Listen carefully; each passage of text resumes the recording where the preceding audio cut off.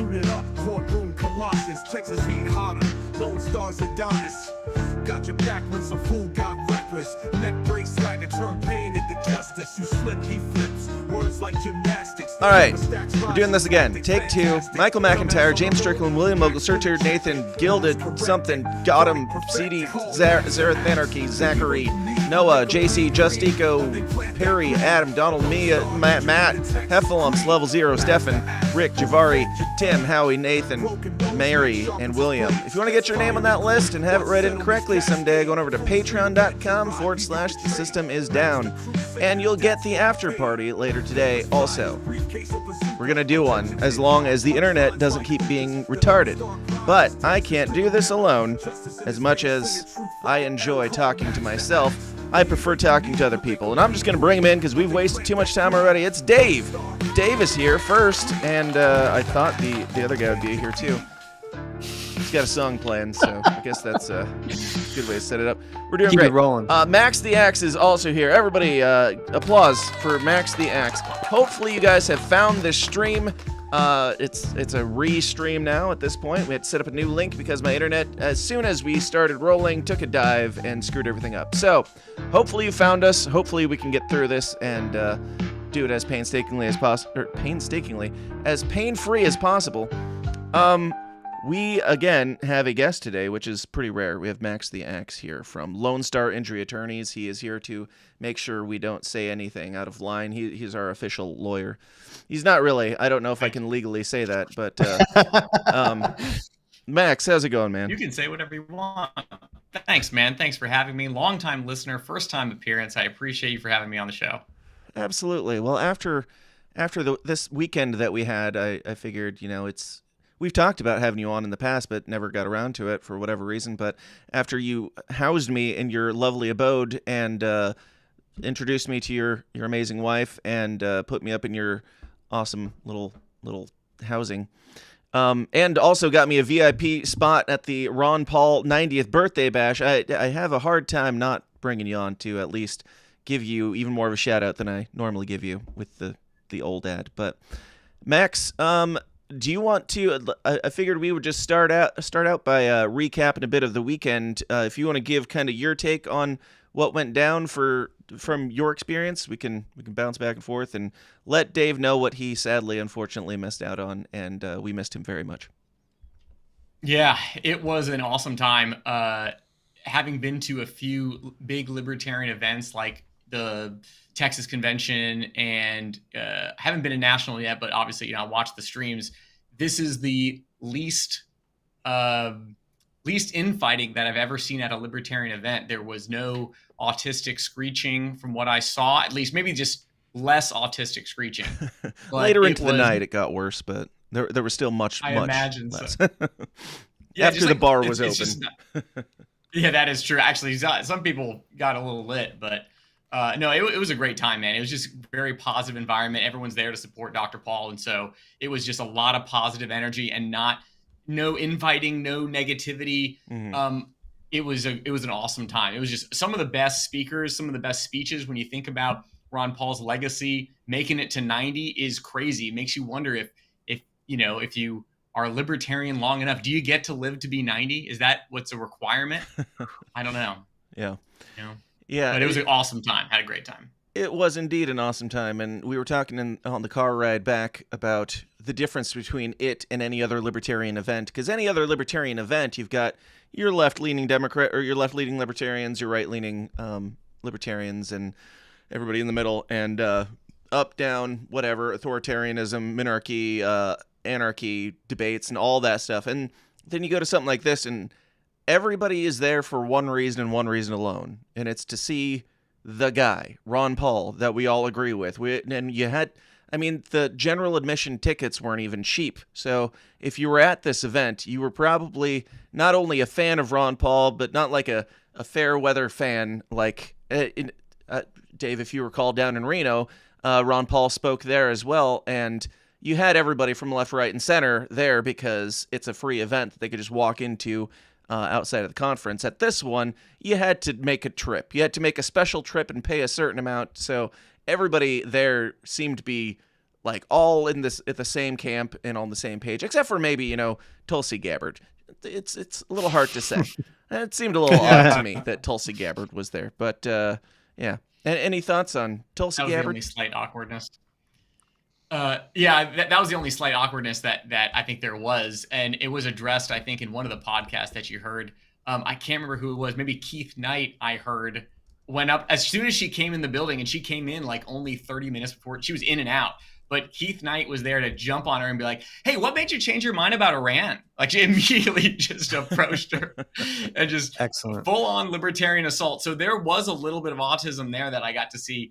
Sure. Well, I didn't see it in person, but they talked about it a lot. But it was great. And honestly, it is the best litmus test that I can think of for people that I want to be around is like, are you good with Ron Paul or you not? Right. I think that's the best number one litmus test that I can think of. If you're good with Ron Paul, not only good with Ron Paul, but willing to pay to see Ron Paul, you're probably good people. So it was a good time. Who were some of your? I mean, they had all sorts of speakers from Tulsi Gabbard to Justin Amash, Connor Boyack, Scott Horton, Tom Woods, Dave Smith, Jordan Page played. A little bit of everybody from all different areas and backgrounds coming together to celebrate this man's life. Was there any in particular that stood out to you?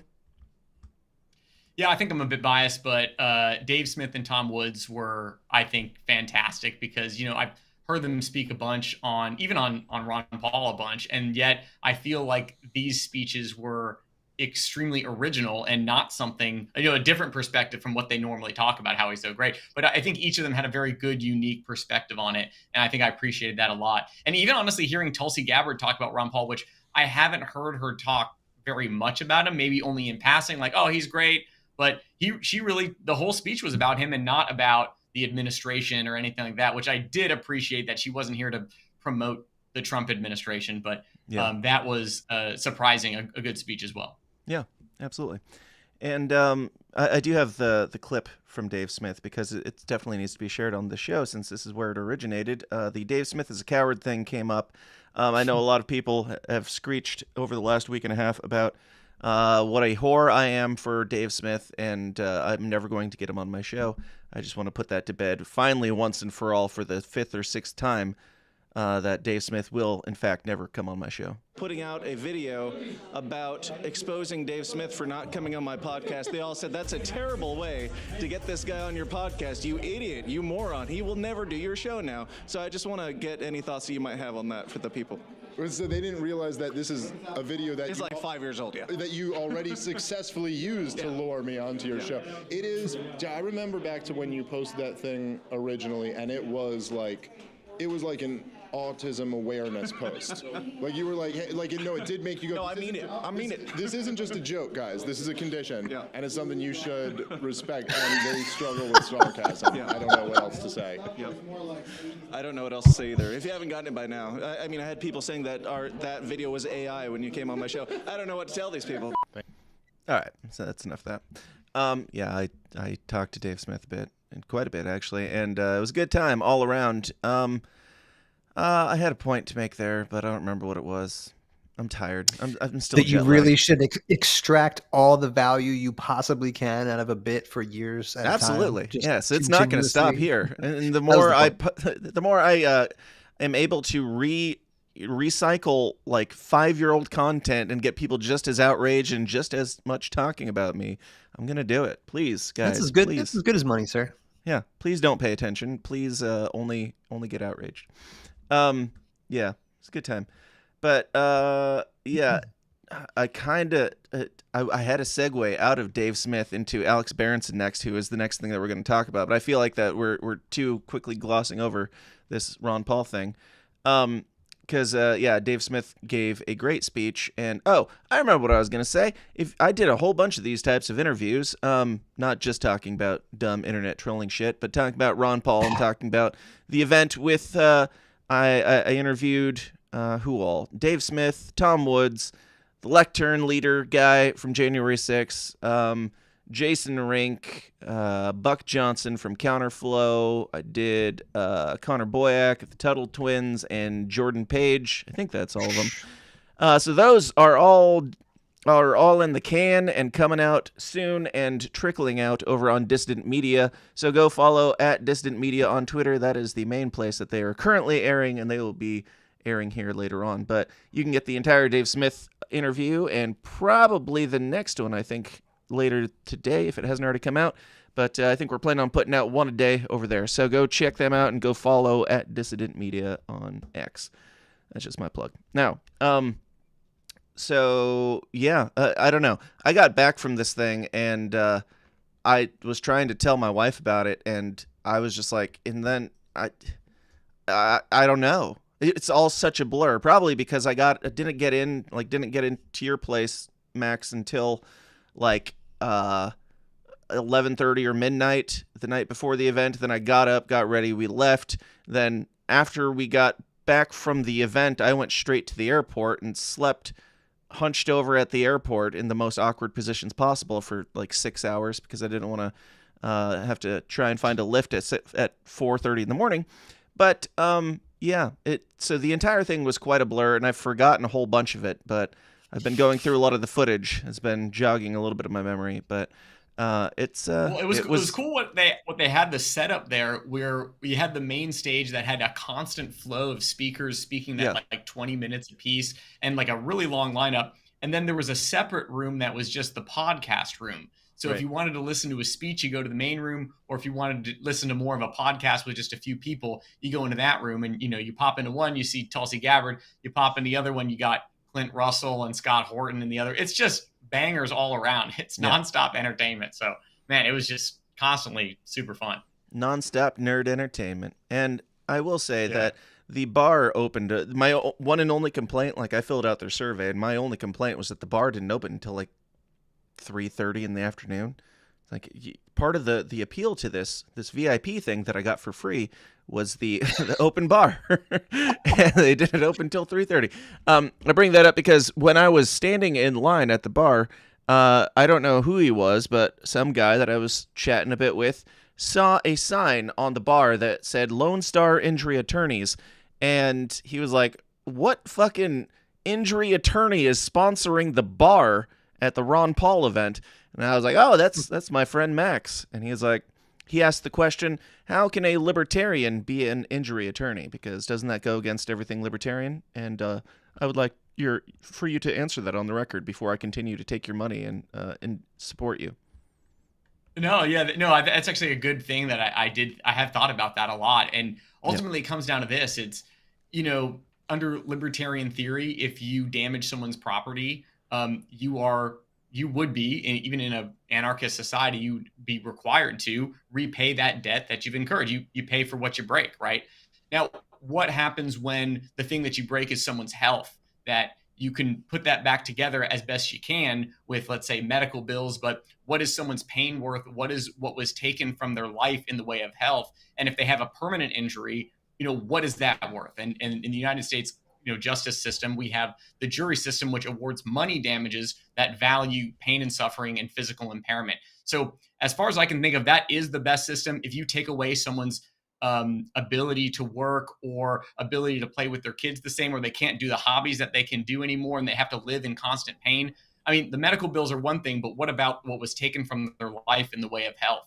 And using the jury system to evaluate that and to put a dollar amount on that, I think that that's the fairest way. And ultimately, you get car insurance or liability insurance to protect you so that you don't have to pay out of pocket from that. You are insured when you make a mistake and these things happen. So as far as I can think of, there are plenty of problems with the legal system in many different areas.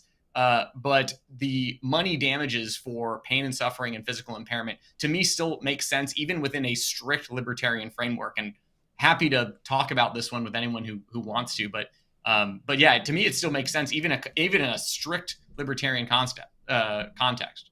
Yeah, I agree. Dave, you got any pushback on that as the noted extreme libertarian of the group? No, I absolutely agree with that. There should be tort law. You should be able to sue people for damages, and if they hurt you or steal or take your stuff, there has to be recourse for that. So, I approve. And Max is a lawyer is one of the largest donors to my podcast. I'm not sure if that's a stain or an accomplishment, but what is it about the show that has made you such a generous supporter and enthusiast of all the dumb shit that we're doing here? Well, that's a great question. I mean, I think that, of course, I got introduced to your work from the amazing videos of the Ron Paul stuff and the Dave Smith stuff, because I think that when you see something that makes you feel so hardcore, it's just, you watch those videos. If you don't feel something, there's something wrong with you. And so then I'm just like, whoa, like, who made this video? How is this possible? And so then I found the podcast through there, and I'm like, oh, they're talking about stuff that I'm interested in as well. Just a lot of it is libertarian infighting gossip bullshit, I know, but it's also stuff that I'm interested in. So it was it's a niche the market. videos were a gateway. Yeah, it is a niche market. Not everyone wants to listen to an hour about, Mises Caucus versus the old guard, but it is the videos were a good gateway drug to the podcast. Awesome. You gotta be able to pume. Cool. Now, I think that's probably enough for the Ron Paul thing. Unless, do you have anything else before we move on, Max, on the Ron Paul birthday? No, we're good. If you didn't go, you missed out. We'll be rocking and rolling for the 100th when the time comes. It'll probably be in Lake Jackson, outside of Houston as well, and looking forward to that one as well. Yeah. How many years do you think we got? Do you think we got 110? Stop it. All right, moving on. To be honest, man, yeah, okay, go ahead. Speaking of deaths, let's talk about Alex Berenson. That's the better transition since I missed out on the last one with Dave Smith. But Alex Berenson, we talked about him last week, and we've talked about him a bit because he got destroyed by Dave Smith, and he literally stayed dead for about a week, did not reemerge on Twitter at all until just, I think it was the morning I woke up at your house, Max, and Alex Berenson came out with this. He said, I definitely have seen, this is a quote, I definitely have seen floridly psychotic 2-year-olds just waiting for the marijuana to leave their system because they got into someone's gummies, said a pediatrician in Charlotte, North Carolina. Floridly psychotic 2-year-olds. That's bad, right? But yeah, let's reschedule. And this is because I believe Donald Trump said something about rescheduling marijuana to be less of an offense federally, and this is his response. Well, I've heard somebody say that a 2-year-old had some gummies and had a crazy psychotic episode. Yes, that checks out. You know what you don't do? You know what you do to not have that happen? You don't sell. This might be pretty not libertarian of me, but you don't sell the marijuana to the 2-year-olds. That's just the start. Boo. I know. And that'd be a libertarian. He's lost half viewership with that one. I know. They were gone a long time ago. Yeah. What do you guys think of this? And this is just the first step. There's several other things that we're going to bring up here of right wingers. This new trend that I've seen going around over the last few days of just completely rebooting all the Reefer Madness stuff. Like we got Milo Yiannopoulos saying it's going to be the end of civilization or the end of the world or something. I've got it here. I'll find it. But it's clearly some sort of agenda that they're doing here. All these people didn't just wake up one day and say, oh, let's bring that back. That whole scare tactic that we haven't said anything about for the last 20 years. It's back on the agenda. Reefer Madness. Let's go. You guys got any thoughts on that? Yeah, bro, I got lots of thoughts on that. And the Thought you might. motherfuckers promoting that shit. Yeah. Oh, here we go. Real quick before you do. Milo said legal marijuana would be the end of everything. So not an overstatement at all, I'm sure. Go ahead, Dave. Sorry. Yeah, I mean, just, you got Matt Walsh out there who is already, he's got some cool documentaries and I guess some okay takes, but you're ruining it, man. Jack Posobiec, he's out there parroting this crap. Mike Cernovich, who definitely rolled around with a tranny. You guys should go look that up. And Jack Posobiec, Isaac Cappy had some things to say about him. I'm just saying, if that's what we're talking about in 2025, I'm just too old for this shit. And like I said a couple shows ago, bro, the retardation, every generation has its new batch of retards. So you just fall for the same shit again and again. And they're all oh, it's every city smells like weed. It's like, what are you doing behind the blue wall in the cities? Yeah, Like on I tour had making this a lot of argument money a couple for your, times. like, I've oh my been to a God. lot of cities, and I don't know what they're talking about. I don't know what kind of slums they're living in, but I've been to many, many cities. I have literally never come across where the wind doesn't take away the smoke smell. It might just be me. Yeah, dude, I live near Philly. You know, there's like, we got legal weed here and surrounding states. Like, I just haven't experienced this. By the way, I love weed. Right. So I wouldn't care if I did would smell it, but I if don't know smelled what it, you're talking about. Right, but like, people aren't just out in the street smoking weed unless you're like in Kensington or like, well, that's heroin and worse. But like, if you're in the city, I guess maybe there's some weed, but like, why is that these guys' problem? You don't have that as a problem in your life. Yeah. You know what I'm saying? It's like, maybe some people do. I don't know. I don't like old lady perfume. So Right. like, I try to avoid that, but like, grow the Ban fuck old up. ladies. I know that makes a lot of sense. I think we should reschedule old lady perfume to be a Schedule 1 drug. I don't think that you. has Are you any addicted place in to it? society. Thank you, Max. Appreciate that, bro. It does start, it starts with old lady perfume and then it ends up with just mainlining heroin. There's a direct line. If you look up like Berenson's tweet here, what he talks about is just, if you just look at the argumentation of what he does here, is saying this terrible thing happened. Yeah, and therefore implying that we should not reschedule it from Schedule 1. Now the question is, should we reschedule it from Schedule 1? What is the difference between Schedule 1, Schedule 2, Schedule 3? It's like, well, there's no medicinal value if it's Schedule 1. It's only harmful. It's the worst things in the world. Or in Schedule 2, Schedule 3, they have medicinal value, or it's not as bad as Schedule 1. And so it's not saying, the argument is not, should we completely legalize it and hand it out at every daycare? It's just, should we not make it Schedule 1? Shouldn't it be number 2 or number 3, especially when you look at what drugs are included on Schedule 2 and Schedule 3 that appear to be, on the surface, extremely way worse. But then what you do is you bring in this bad situation that I'm going to assume is true, a horrible thing that happened, and therefore saying, look at this bad thing. That's not an argument. That's not an argument about why we should not reschedule it from Schedule 1. Let's talk about the argument. So this is very consistent from what you saw with the debate with Dave, which is just like, you're not really attacking the argument at all. You're not really approaching what people are talking about. The Trump administration is talking about rescheduling it from a Schedule 1. And what you're talking about, isn't it bad when children accidentally ingest too much weed? Like, yeah, we can all agree on that, but that's not what the subject is. So pretty consistent from what I've seen. New York Times. Yeah. Alex Berenson went on to say, new unreported truths on what really drove Shane Tamura to kill 4 people and himself last week. Hint, it's not football. I think this might have actually been the initial post. I don't remember which one was first, but this one, I think, was the first one. He's making the claim that the man went crazy and had a psychotic break because of what? Cannabis. Gasp. Who's seen this before? Which led me to make this. Smoking the soul-destroying reefer, they find a moment's pleasure, but at a terrible price. Debauchery, violence, murder, suicide, and the ultimate end of the marijuana addict. Hopeless insanity. All right. That's where we're getting to. Like, if you smoke weed, that causes you to shoot up the place. Like, it could just straight to murder. I don't know. I smoke weed quite often. I've never had any more of it. I've had infinitely less of an inclination to murder people when I'm smoking weed than I do when I'm not smoking weed. I don't know about you guys.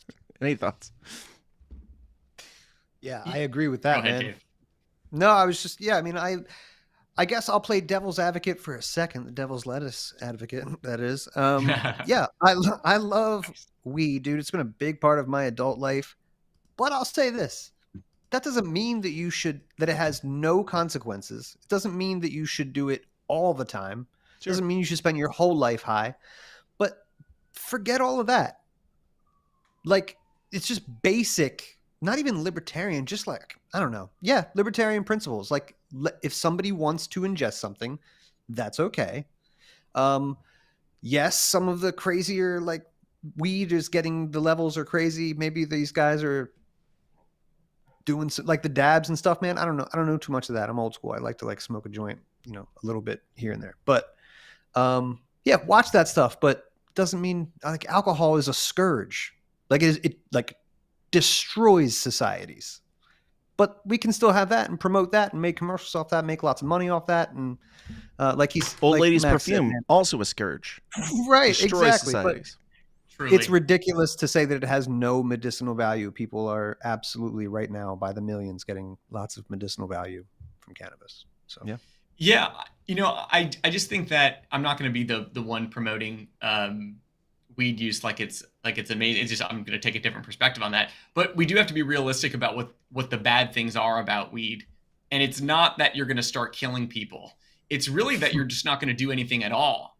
And that's the real problem. If people lie about what the bad part of weed is or what the downsides are, you're not going to be taken seriously. It's just that it makes people like a bit more lazy. You're less likely to do things. And that is a consequence. I mean, some people are certainly a lot more creative, and it helps a lot of creative pursuits. That's I was going to say, like people who sit at home all day making videos for a living, it doesn't make them more lazy. I've heard it actually makes them get a lot more done. But to each their own, and it's certainly not the same for everybody. And I've worked many jobs where it clearly had its downsides for the people that were using it. Absolutely.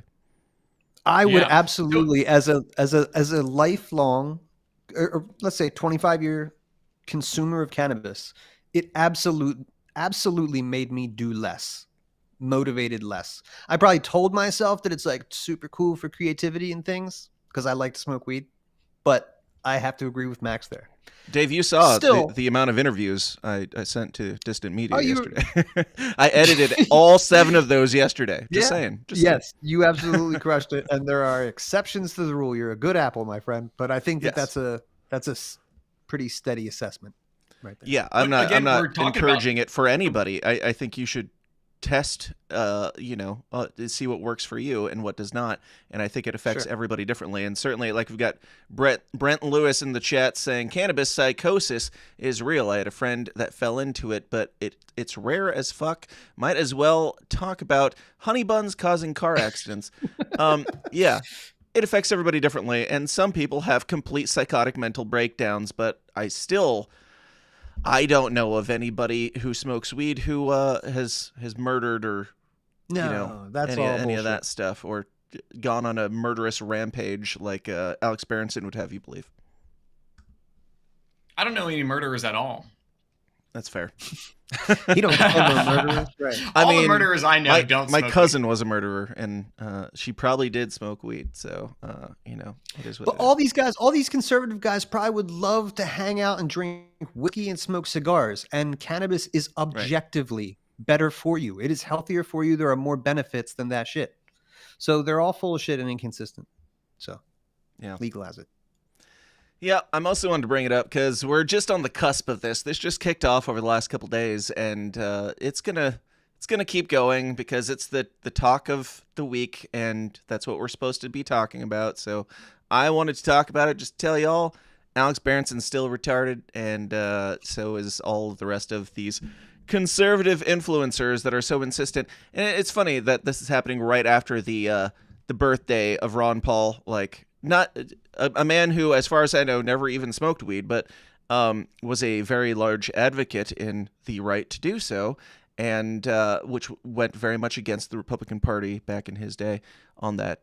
And so for it to now be being rebooted with the same arguments and the same hysteria and the same paranoia so much that you'd think that they were smoking weed to come up with it, but they're gonna keep selling it.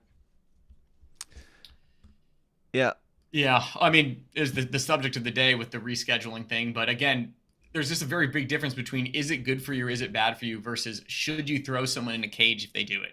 And again, if we're just like zooming in on what the argument really is, it's about throwing people in a cage. It's not really about is it good for you, bad for you. We all agree alcohol's not very good for you. Smoking cigarettes probably not very good for you. Weed's not great for you, although it does have some medicinal properties or whatever. But it's about throwing people in a cage. That's what it's all about. And so it's almost like completely just getting away from what the argument actually is. Yes. It is a plant. You should not be thrown in a cage for it. And plants that have some medicinal values and are debatable over their detriment to society, are up for debate always, like mycadelics. Connect with nature's wisdom through mycadelics mushroom grow bags by Tyson 2.0 and Shroom. Now you can cultivate your own sacred mushrooms at home. Our all-in-one... Sorry, go ahead. No, do your job, Dave. No, I don't have it, actually. That's why Okay. I was... Our all-in-one kits guide you I don't usually read this part. You on this transformative journey. Just add your liquid culture and witness the miracle of growth. Our advanced filter technology preserves purity, allowing multiple... By the way, we should change that to their. This is not our product. But their advanced filter technology preserves purity, allowing multiple harvests in 4 to 6 weeks. So go to advancedmyco.com and use promo code SYSTEM to save $5 at checkout. Embrace mindfulness and spiritual nourishment. Begin your mushroom journey with Mycadelics grow bags today. Must be 21 or older. May experience psychedelic effects. I would hope so. Also, sheath underwear. If you're shitting your pants about... things that are going on in the world today, go to sheathunderwear.com. My friends, do yourself a favor and elevate your daily comfort and make your balls, I want to say free from being enslaved to tyranny. The tyranny of your penis. Of swamp balls. Yeah. Do you got this pulled up yet, Dave? Yeah, I do, actually. So the innovative dual pouch design provides unparalleled support and separation, ensuring each part of you has the space it deserves, bro. Experience the sophistication of a design that respects your anatomy. The moisture wicking technology sets a new standard in comfort. This advanced system not only keeps you cool, but also prevents chafing and ball odor, making every movement feel effortless. So go to sheathunderwear.com, use promo code SYSTEM at checkout. Experience the perfect blend of comfort and functionality with Sheath. Again, that's sheathunderwear.com. Use the promo code SYSTEM. And finally, are you tired of the corporate banking cartel and state-rigged market stealing your wealth? Break free with Perfect Spiral Capital. They'll help you build riches on your terms outside their grip, whoever they are. Capital T. They. Invest like a dissident. Ditch the system. Own your future. No handouts, no bailouts, just real results. The system is full of rigors and inflation's eating your savings. Opt out now and stack real assets with Perfect Spiral. Build wealth that lasts. Perfect Spiral Capital. No bullshit, no red tape, just smart strategies for serious people who crave freedom and financial sovereignty. Join the rebellion at perfectspiral.com/system. All right, and we are back. Now, speaking of throwing people in cages, I think we played this clip a couple weeks ago. Dave, I don't know if I did actually get around to doing this, but I'm pretty sure we did. This is Britney Griner of the WNBA. She had this to say about her experience in Russia with... if you don't recall, she was the one who got arrested for having the weed vape cartridge in Russia, and then she was released, and it was a whole joyous occasion. And then everybody started paying attention to Britney Griner because they were like, "Are you sure that's a she?" And that was a big debate for a while. Mostly nobody cares because she's just a member of the WNBA. But this is for a reminder before we get to today's reason of bringing her up. This is a reminder of what she was talking about and being thrown into cages. Yeah, and I looked at him like, I ain't going up in there.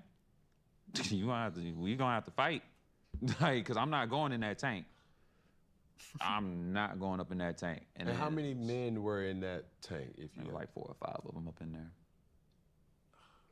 there. Yeah, dog. Yeah. But they'll put you in a men's prison. Like, you'll be in your own room, but you'll be in like, I was in a couple of men's You was prisons. isolated to your own. Now, y'all, she didn't understand why they were putting her in a men's prison. I personally don't understand either why this woman who has a voice lower than mine would be put in a men's prison. Oh. Mm-hmm. And were you the only person, or did you have to share your confines with somebody? All right. Now, that was just for a reminder of what we're working with here. that interview apparently went on. There was another question asked that I didn't catch back then because it hadn't come across my feed. But here's another clip on Britney Griner. And this is all, don't worry, this is leading into relevant things about the very important topics of the WNBA and the struggles that they are facing right now. If you're familiar, you know how concerning it is. But here's one more of Britney Griner. I heard Definitely a woman, by the way. in an interview, and it's important for you that your son calls you Pops. I do like Pops. I like Pops, honestly. Like, Rail is mom. Okay. It's only one mom. Rail's mom. And then this, whatever anybody else does in their household, I support whatever you want to do in your household. But in my household, I like Pops. So her son, she prefers for her son to call her Pops. I'm just going to take any thoughts that you guys might have before we move on to more important things, but I thought it was worth a share. Go ahead.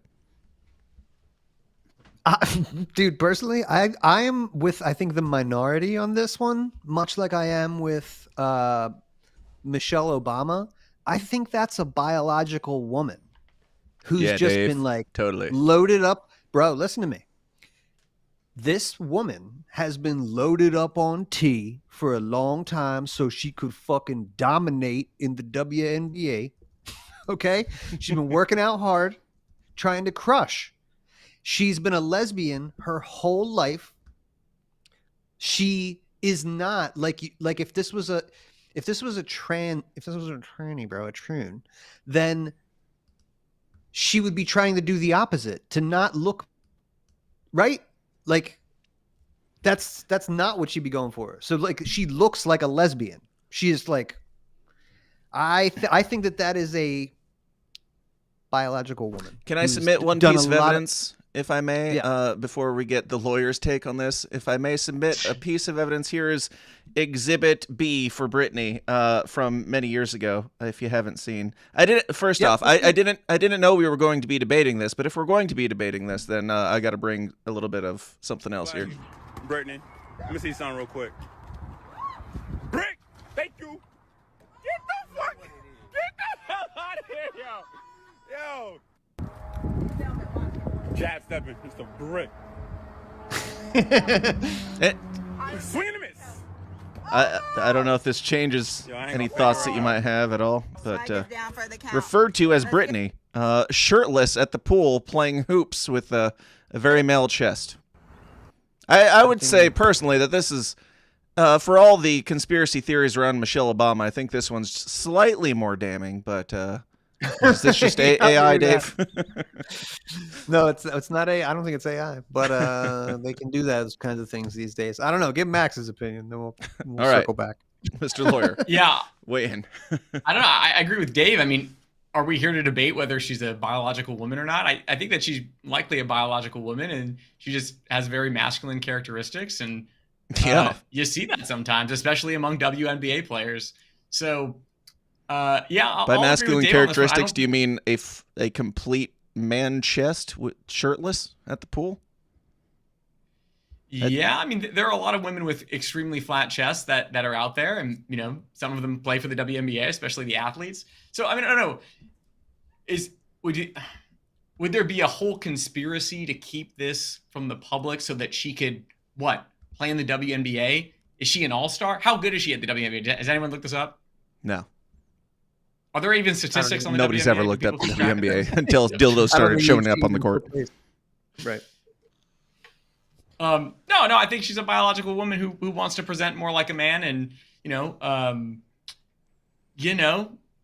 I think that's it. I don't think that there's a large conspiracy keeping her actual gender, because, like Dave said, you'd try a little bit harder. I think if you were actually trying to keep something a secret, you'd probably like putting a shirt on at the pool, marrying the husband of. Or never mind. I don't know. I have no idea what the motivation or the reason would be to even not to suppress the information or anything, why anybody would care or whatever. But yeah, it's I think you all are crazy and retarded at this point. Your take is, though, that this is a biological male. Yeah, I don't know how strict they are on their vetting process exactly. I don't know if they've seen the tape that I just showed, but I don't know if they do any sort of inspection or anything. But who knows? Maybe it's post-op. Maybe she's post-op. That's a possibility. Hold up, she's a 10-time All-Star. I might take that back. That is a pretty dominant career, and she missed like a couple of years being in Russia, so that is actually a pretty dominant career. Crushing the game. Well, she is very, very good at the sport. Almost good enough to be like in the lower levels of the NBA, I would say. So it's a man who's claiming to be a woman who presents as masculine. It just doesn't make any sense. Yeah, I don't know why. I don't know why Michelle Obama insists to hide it either at this point, but you know, one day the truth will come out. Let's move on to more important things like the WNBA's plight, which is that, as we've discussed multiple times in the show, that they keep getting dildos thrown onto the court. This is a very, very serious matter, and to further shed light on this very serious matter, here we have Coach Reefer, whoever that is, on fans throwing green dildos onto the court. She is here to let us know how very serious this matter is. Throwing things onto the court. Obviously, you guys know what the object is. And I just want to comment on, this has been going on for centuries. The sexualization of women. This is the latest version of that. And it's not funny. And it should not be the butt of jokes on any radio shows or in print or in any comments. The sexualization of women is what's used to This show is going to cost Max and clients. This is no different. This is just its latest. If I haven't cost him clients at this point, we've made it this far, you know? And we should write about it in that way. And these people that are doing this should be held accountable. And we're not the butt of the joke. They're the problem. They are not the butt of the joke, she insisted. She insisted they are not the butt of the joke. This is not funny. This is a danger to our security. The women are in danger because 3 to 5 dildo incidents have happened in the WNBA. Max, you're a injury attorney. Do you think these women are at risk of personal injury on the job by these miscreants throwing dildos onto the court? I mean, the honest answer to that is absolutely yes. When you're playing in the WNBA, you expect the floors to be free of hazards like dildos being thrown onto the floor. So to some extent, the WNBA kind of does need to do something about this to protect the players, because, if you do get injured because of this dildo thing, that could be a concern. I don't know to what extent now that they know that, is it a hazard of the job at this point? I don't know.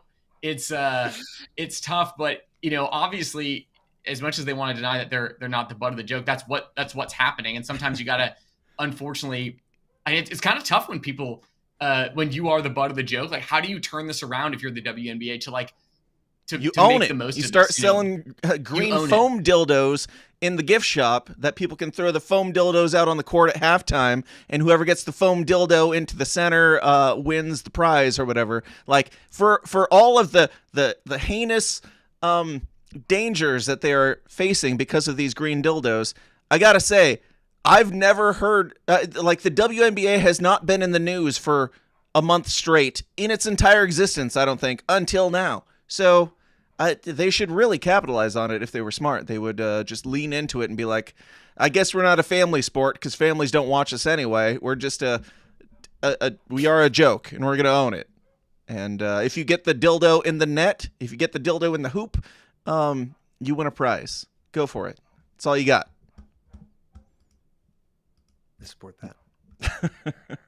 Max, you support it too, right? I think there is a way to capitalize. I think there's a point to what you're saying. There is definitely a way to capitalize on this. There was the astronomer company that got blown up in the news, and I think that they made the most of their scandal by hiring Gwyneth Paltrow to do their ad and actually teach people about what they do. There is absolutely a way to use the public's view of what's going on to your benefit. I just think that maybe they don't have the PR team. The balls? They don't have the balls, Max. The problem is you just ain't got the balls, WNBA. That's what. Sorry. So sorry. No, there is a way to turn this around if I'm them, but I wouldn't know the answer. But there is something that they can do other than, like, if you just complain about it and you're like, oh, I hate it when people make fun of me. Right. That makes people want to do it more. Like that kills people. Yes. And if you're doing an interview and you're saying, we are definitely not the butt of the joke, you're the butt. Like, it's not going to go the way you want it to, Karen. I'm sorry. It's not. It's an art to take the joke and somehow turn it around to your benefit. It's hard to do, but it's possible. Yeah.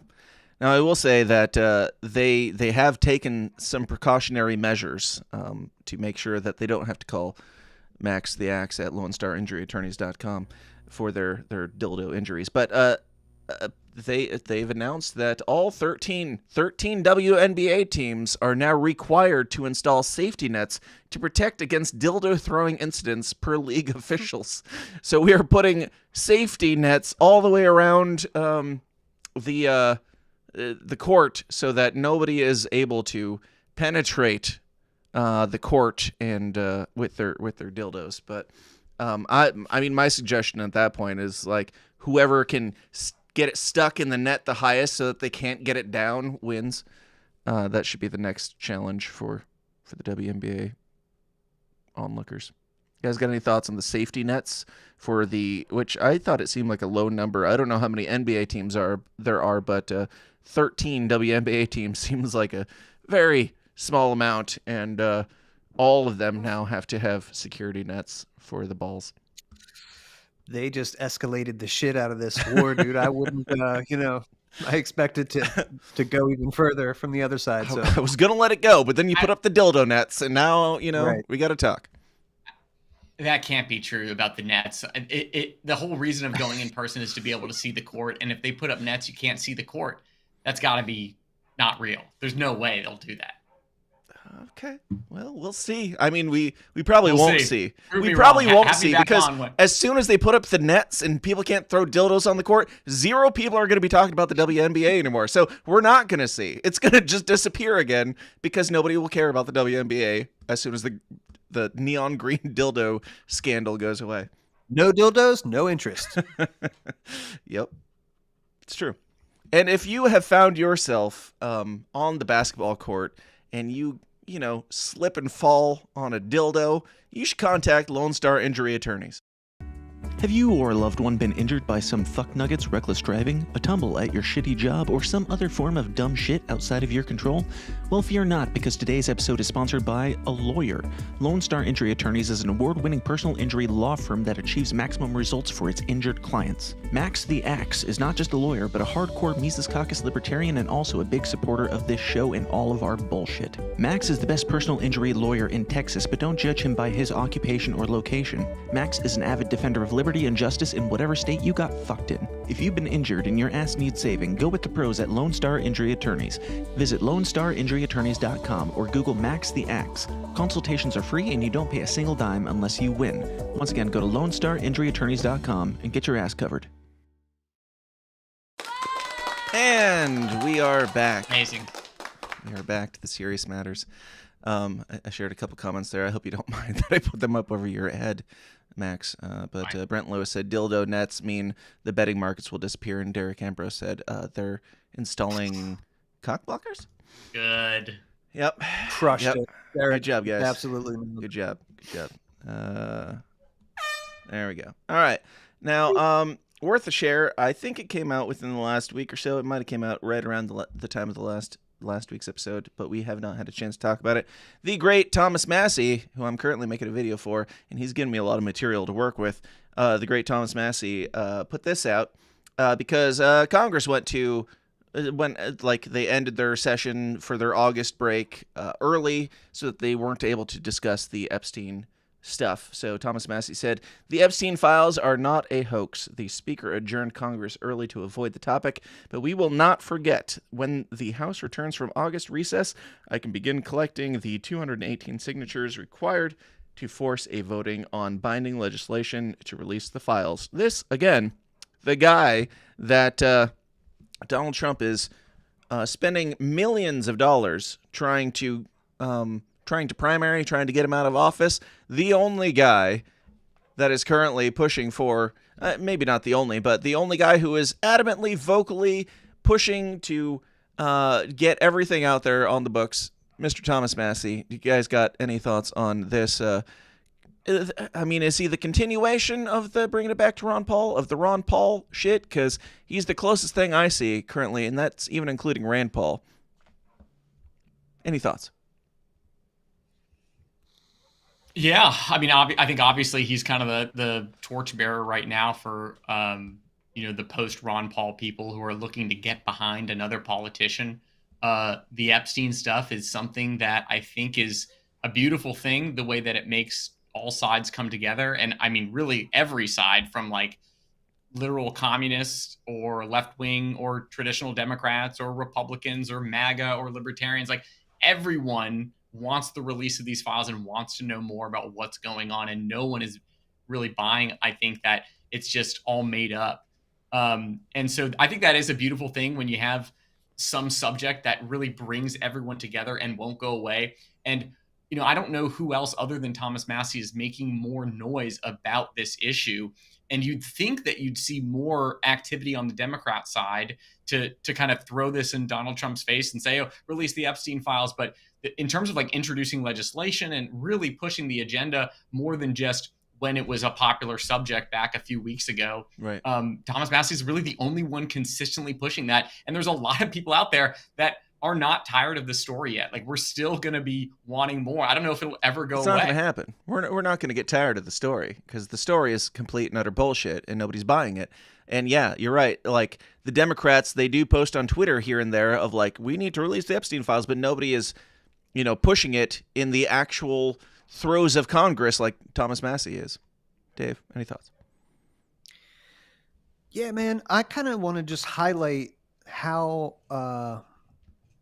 amazing it is, and like what an opportunity it is to be able to make propaganda right now for Thomas Massie, the guy right now who is like, Ron Paul has to chill. Yeah, even making the video, like I knew about Massie, but I didn't know about Massie until I started digging in for this video, and I'm like, holy shit, really? Okay. This guy, like, I knew the little things here and there, but I didn't pay super close attention to him. But digging into the clips and the fights that he's had, and the controversies that he's caused over the years, I'm like, fuck yeah, this guy's dude, awesome. A lot of the ways that like we look at Ron Paul, and we like not just the policy and like the philosophy, but like the life he lived, like country doctor, married, served his country, like all these things like collectively make this package that's just like unbeatable, right?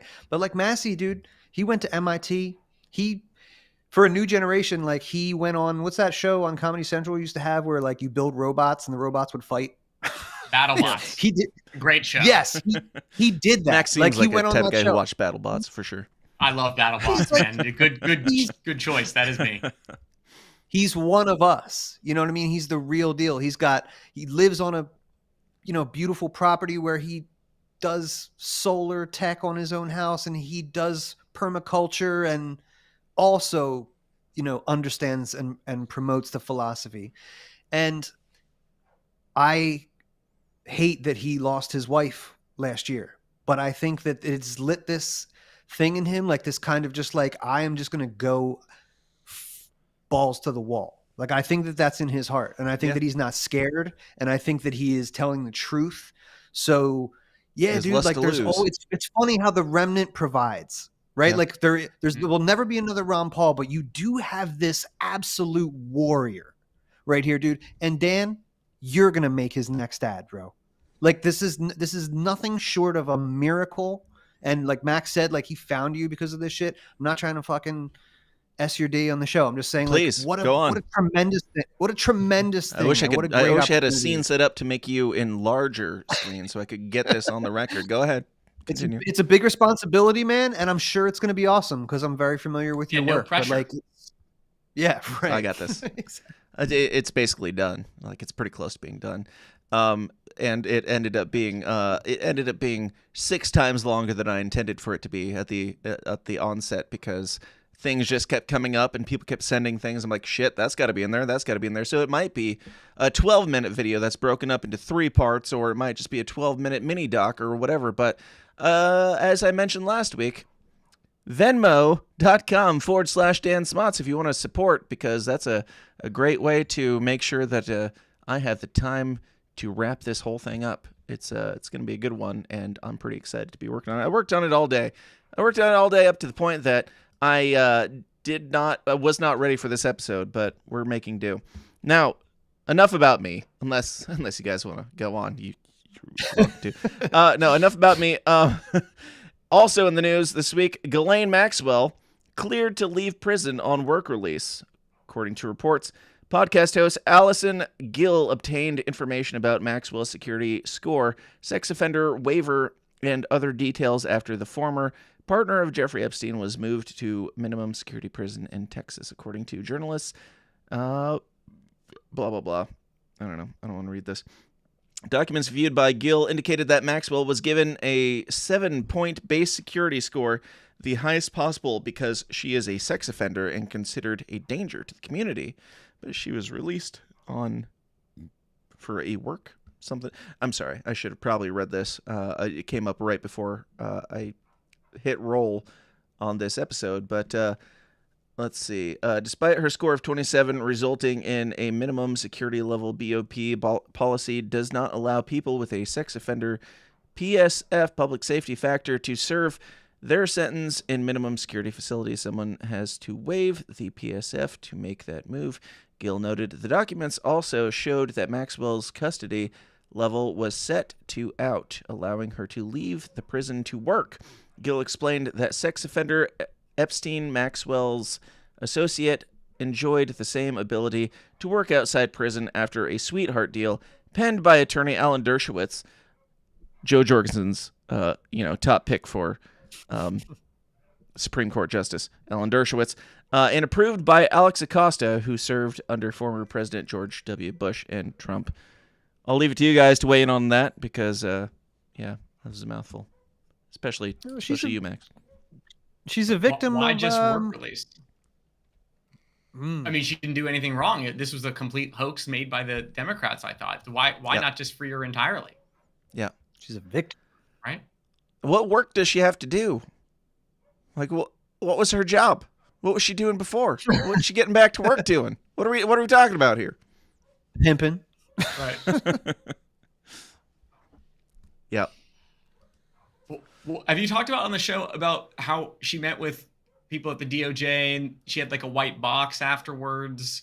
Has there been any follow-up on that? What was that about? What's going on there? And also right after she said that Donald Trump did nothing wrong, and now she's got this similar sweetheart deal, it sounds like, where she can get out to work as what it sounds like is she's the top level of threat that they shouldn't let out, and they're just like, well, you can go to your job at the Starbucks and you'll be just fine. You're not going to hurt anybody or steal any children or rape kids or anything.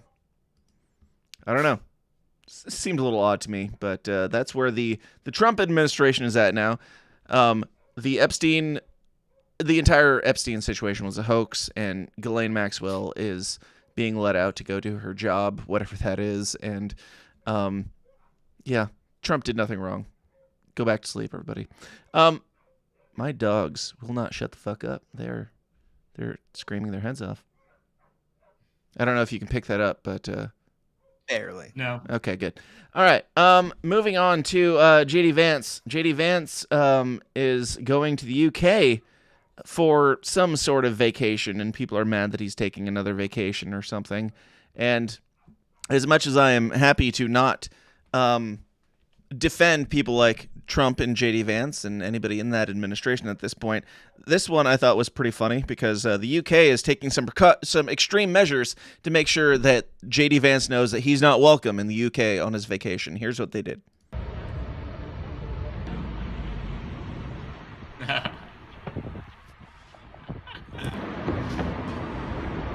They put up a billboard of JD Vance, the meme, the swelled face, big-eyed JD Vance meme that's been going around. since JD Vance became the VP.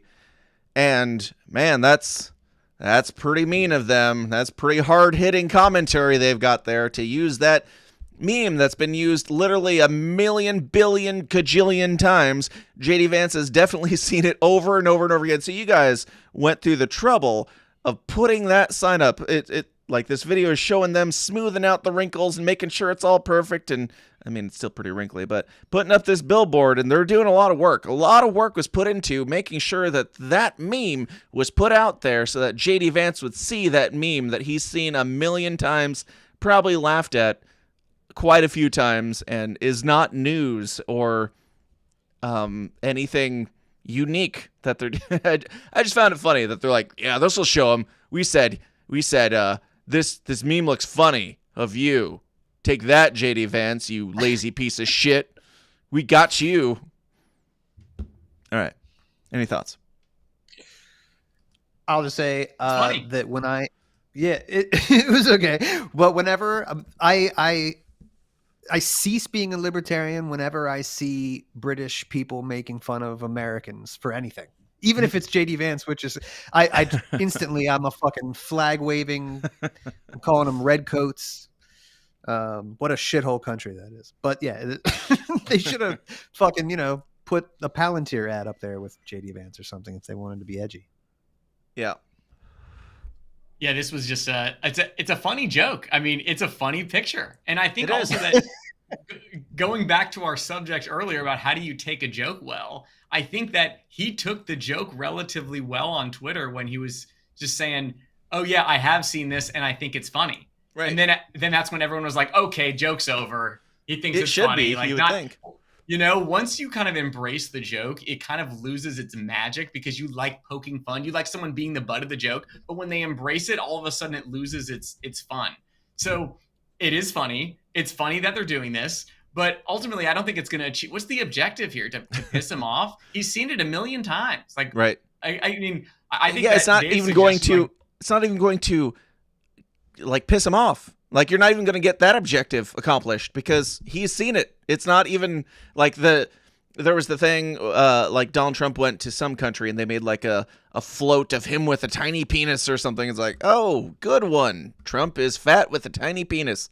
That's a new joke that he's never heard before. And yeah, what is your goal? If your goal is to piss him off, maybe try a little bit harder. Maybe ask him about the Epstein files because he seems to be less enthusiastic about that than he is about a meme that just says JD Vance looks funny. Like, that's all the meme even says. The South Park just did the show with Charlie Kirk. They made fun of him, and Charlie Kirk shared that everywhere. Like, he loved it. Before it even aired, he was sharing the picture. There's something happening. Yeah, it was funny. So, like, I'm wondering what's happening. Like, can the left not meme? Did that go all the way up to South Park, which typically can, like, get to the heart of shit? But are they rendered? Are they neutered at this point? Like, what? I don't know. They're paid the salary of the GDP of a medium-sized country to make another episode of South Park. Whatever. Right. They're putting amazing deal. Amazing deal. Yep. Also, well, what's this one? This is JD Vance. I thought this was worth a share. JD Vance had some thoughts for Elon Musk leading up to the midterms. He's obviously got a complicated relationship right now with the Trump White House, though. My argument to Elon is, like, you're not going to be on the left, right? Even if you wanted to be, and he doesn't, they're not going to have you back. That ship has sailed. And so I really think it's a mistake for him to try to break from the president. So my hope is that by the time of the midterms, he's kind of come back into the fold. But yeah, I don't know that he would take my call right now about anything. Really? I'm sure he would. I kid. I'm sure he would take my call. But obviously, the drama around him and the White House over the last couple of months. Again, my hope is that just kind of cools down a little bit because he did help us a lot in the election. The president even says all his frustration. Elon was a very, very critical part of the team last. Of course, he was. He was like 75% of it. Elon Musk coming in was the biggest part because he was running the only social media that was supporting Trump at that point that had any relevance. Last election. And so my hope is by the midterms, things are kind of back to normal. Right. Yeah. That would We'll be see. nice. We'll see. I'm- Knock on I wood. was going to ask that question. Now I don't have Well, to. that's fine. Knock on wood. I'm always, my attitude is I try to be sort of pretty Big Ten about this stuff. Like, if you're patriotic, you're not trying to stick your knife in the back of the president, you're trying to betray the movement. I don't care about these like minor little disagreements and issues. We have to kind of win with the whole movement together. And that's kind of the attitude that I try to take. I don't care about these minor Oh, we lost Max. Okay, well, I don't care about these minor disagreements or issues. It's not that big a deal. It's just water under the bridge for me, like when Elon Musk called Donald Trump a pedophile, basically, alleged that Donald Trump being on the list. I mean, putting that out there, obviously, even though he didn't straight up say it, that's obviously indicating that Donald Trump is a client of Jeffrey Epstein. We lost Max again. He was back, and now he's gone. But I'll stop acknowledging it, and it won't matter to the audio listener. But, yeah, like, just minor things, minor disagreements that Elon Musk had with the administration. And he said some things, but the way I took this was, please, for the love of God, you got us the election, you got us the nomination, please come back. Oh, it's fine. You said those silly little things about the guy being a pedophile and all that, but please, for the love of God, we're not doing great. Please come back. You guys got any thoughts on J.D. Vance's take on Elon Musk in the midterms? I think you want to keep the door open. I think he brings a lot of people behind him, and I think that J.D. Vance is likely playing a very good strategic game where you can't let, a grudge affect your chance of winning. And so you kind of have to let go of your personal feelings about disagreements that you've had in the past and just leave the door open for someone to come back if you want them to come back. Because you're right, he does have a lot of power and a lot of sway. And so I think he's just not taking it personally. Not a bad plan. I don't think it's so much as he's not taking it personally as he is insisting that he's not taking it personally because he knows how desperately they need Elon Musk going into these midterms to be like how beneficial it would be for him to be a team player, because Donald Trump has about faced on almost everything that he said going into the White House, and Elon Musk, to the point that Elon Musk said, "Fuck you, you're a pedophile, I'm leaving." And I think Hard it's to more walk that desperation. back. Yeah. I got to know where you walk back to that, because you call someone a pedophile, you really can't come back and be like, all right, I'm supporting this guy. The guy who you called a pedophile, especially if you are Elon Musk and the guy you're calling a pedophile is the president of the United States. Like, those are big stakes. That's funny. Yeah, when he was friends with the president. Sorry, real quick. When he was just friends with the president and he went on Rogan, he said that, if I tell too much truth, like, they'll try to kill me. He was like very aware of that. So like, after, you're right, man, there's no walking back Trump is on the Epstein list. Trump is not going to, Trump has said repeatedly throughout his career that he holds a grudge and he comes back. And he's proven to it get you over and over and over again. Yes. So there's no coming back from that. So yeah, I'm not really trusting JD. I don't know if I was also, Elon. Did you catch where JD Vance is like, he probably wouldn't take my calls? Oh, I'm just kidding. He probably would take. Yeah. He probably wouldn't take your calls at this point. And you just said the quiet part out loud. Yeah, he's probably terrified of you. Yep. All right. Trump has walked back his grudges on Marco Rubio. He said some pretty horrible things about Nikki Haley. He said some pretty horrible things about, and then complimented her nicely after he won. So I don't think it's beyond him to just kind of play this kind of like almost like WWE where they say the bad guy's the good guy now. I'm not saying Donald Trump wouldn't publicly be like, yeah, we'll take him back. Of course he would, because he always does that. He did it with Little Marco, and he did it with Lion Ted Cruz, and he did it with piece of shit Nikki Haley. Like anybody who's against him. Thomas Massie is a great guy until he's against him. He supports Thomas Massie when Thomas Massie agrees with him.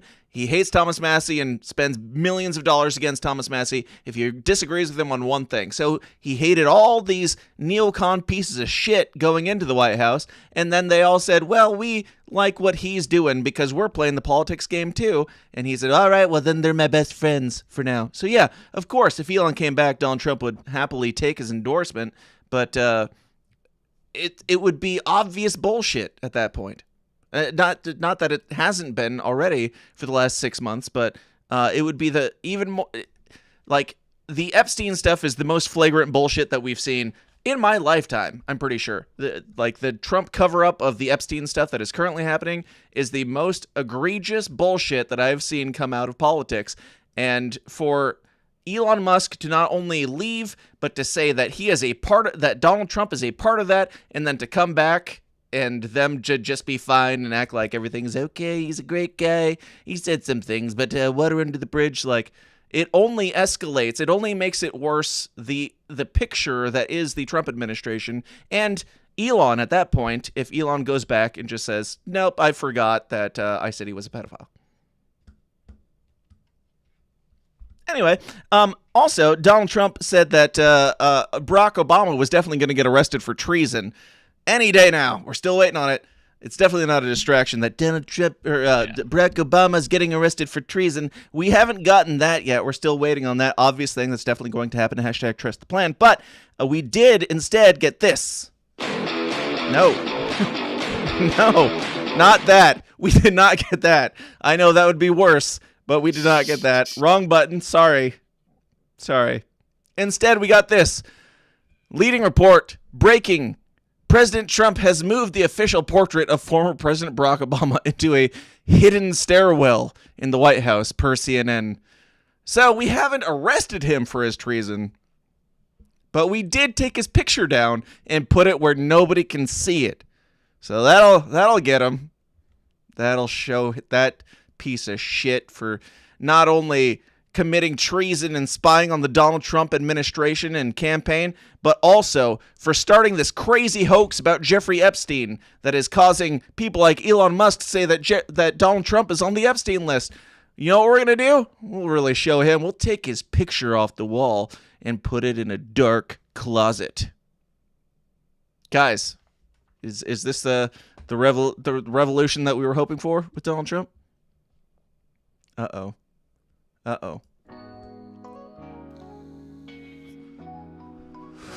Don't do it. Dave, did you have any thoughts on that? Yes, but they're no longer as cool. Yeah, the guy who wants gold toilets and beautiful ballrooms, of course. That's just, we should not be surprised. Should not be surprised that he thinks this is a win. Yeah. I can't believe I was muted for that. It's all right. Max, you got any thoughts on this heinous atrocity of taking Barack Obama's picture off the wall and putting it in the closet? Yeah, I think that Trump kind of knows what to say to try to bring the base back. These, very outlandish, bold, we're going to do these huge things. We're going to arrest someone, doing the memes of him, like, driving the police car, chasing Obama. Like, he knows that it's going to get the base together to support him. And, oh, yes, we're going to do this. But, obviously it's not going to happen. Obviously, anyone who's paying attention doesn't actually think that this is going to happen. It does create the news cycle. It distracts from whatever he wants to distract from. And it's now people talking about what a crazy thing, what a mean thing he said. And it's totally unpresidential for him to say it. But it is a good distraction from the things that actually matter. Absolutely. And we do have to jump over to the after party soon and talk about Grok. Grok got canceled. Grok got canceled by Elon Musk for going Nazi again. We're going to talk about that in the after party. Before we get to any of that, for all the things that have happened in 2025, all the Trump twists and turns, all the ups and downs, all the war with Iran, all the Epstein cover-ups and all these things, did any of you have on your bingo card for 2025 that you would get the demon spawn rabbit tentacle face virus coming out that is currently, I don't know if you guys saw this or not, but rabbits around town are leaking venom? I don't know if you guys saw the Venom movies, but they've been I have to assume, based on Marvel, that they've been infested with some sort of alien life form because these rabbits have tentacles growing out of their face, and it's quite horrifying. And they're mutants, and it's very sad and awful. But we did not get the successful COVID 2.0. But are you guys as worried as I am about the rabbit mutant outbreak that is apparently allegedly going around right now? They're still adorable, bro. Those little things. I still take them home. Those little guys. You know? Of course. Yes. But what the fuck is my main question? What is this? What? Stop calling me spam.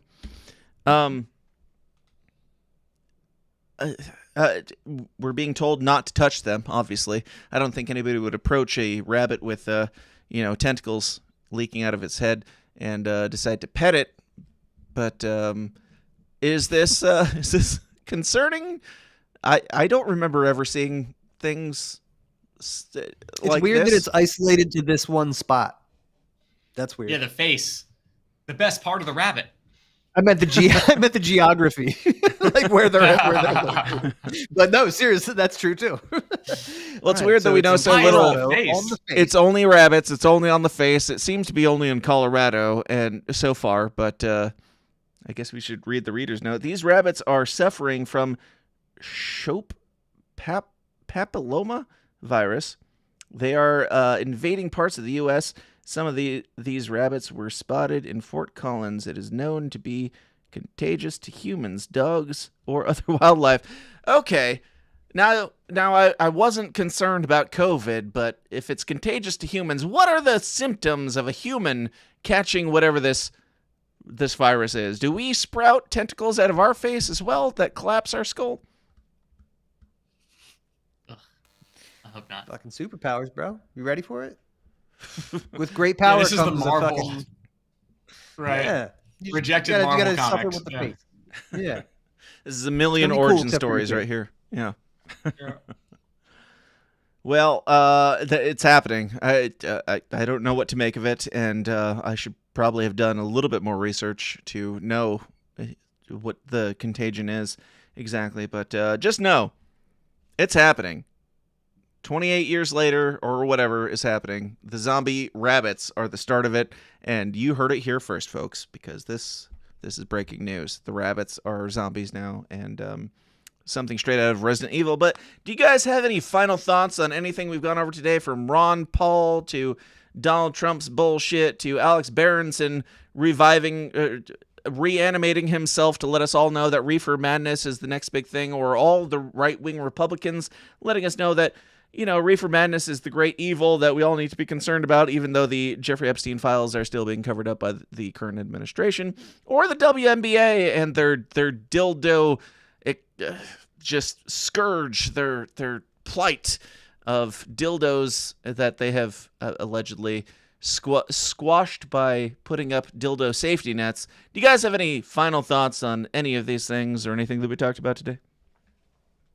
Yeah, I think if you look at all these stories together, the morals of the stories are: 1, learn how to take a joke, and 2, tell the truth. Because if you tell the truth all the time, you'll end up with a career at your 90th birthday party, a bunch of thousands of people singing your praises because all you had to do was tell the truth. So learn how to take a joke and tell the truth. Those are my final comments for the day. Absolutely. Dave, any final thoughts? Yeah. Yes. Max, you're really good at this. You should consider starting a podcast if you don't already have one. And it's Thanks, good man. to meet you, Appreciate it. man. And I'm glad that you guys got to bro down at the shindig there. Thanks for taking care of our boy here, man. And good to meet you. And thank you for God, you can't get through it without hitting goddamn buttons. But appreciate the support, man. And yeah, I'm a little jealous I couldn't be there for Ron Paul's 90th birthday. But yeah, I did want to just kind of share the sentiment of this. One of the guys from InfoWars shared a tweet, and I'm going to paraphrase. But Ron Paul is the richest man in the world. Imagine you're 90 years old in a room full of your intellectual peers talking about the things that you're most interested in, with 80 members of your own family and an adoring crowd. It's like, I want to assume that is the end result of living like he did. So I'm happy you guys got to be there, and I've gotten to meet him and be in the room. So it's no big that I couldn't be there, but what a cool thing to be a part of, and the movement that changed my whole life. So no, I'm not going to talk about Matt Walsh's fucking hate for weed after that, and I'm not going to spoil it with the tranny talk and all the fucking alien bunnies, because Ron Paul, fuck the world. Agreed. Ron Paul, legend, living legend, still living for now, we'll say. Sorry. You motherfucker. And one thing that Ron Paul always said was, truth is treason in an empire of lies. And to that I say, yes, thank you for everything, Dr. Ron Paul. And also, because of that, I will end my final thoughts by saying, Britney Griner is definitely a man.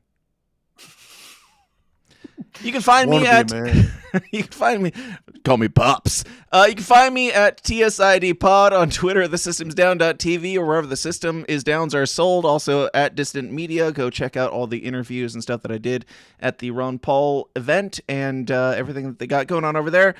Dave, where can people find you, man? You can find me at dissidentmedia.com and Dissident Media on Twitter, and Dave versus Goliath as well. And Max, where can people find you and your You can find me anti-libertarian lawyer just shenanigans that you got going on? Yeah, I'm happy to have a whole episode on that subject. I think it's actually fascinating. But you can find me at LoneStarInjuryAttorneys.com, or you can go to MaxTheAxe.com. It'll forward over to that site. We do personal injury cases, from car accidents, slip and falls, wrongful death, and work injury. We represent people in Texas and California, but we also represent people outside of those states. So if you just want to talk, or just need advice about a personal injury case, or want to talk about the law, hit me up on this website, or my phone numbers are on there. I'd be happy to talk. You heard him, folks. If you just want to talk, you can call him up and just have a chat about anything that you want to talk about. Call him. Call him now. He's lonely, sounds like. But Max, thank you so much for being here, and thank you so much for supporting the show over the years, and all of your generosity that you've given to me and Dave and everything that we got going on here. But thank you all for being here and hanging out on this Wednesday afternoon, and we will see you guys in the after party. Again, we're going to be talking about Grok going full-blown Nazi again. I don't know why these robots, every time they're unleashed, they just go full-blown Nazi. Go find out at at patreon.com/thesystemsdown. We'll see you guys over there. Until then, question everything, stay uncomfortable, be bad, have fun, and we'll talk to you then. Bye-bye. Thanks for watching. Smash all the like and subscribe buttons, because that's what we say at the end of videos. Good night, everybody. This concludes our broadcast day.